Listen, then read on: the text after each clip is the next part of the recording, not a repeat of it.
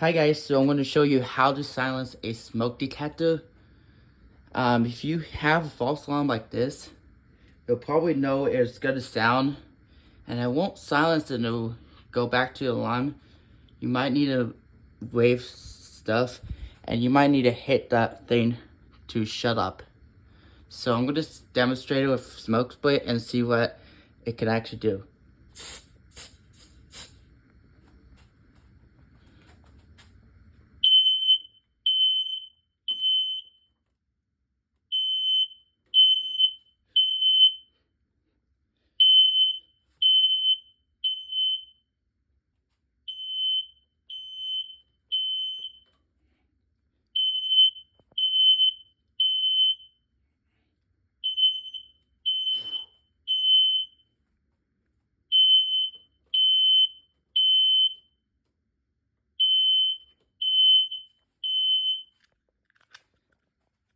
And see, that's how you silence a smoke detector.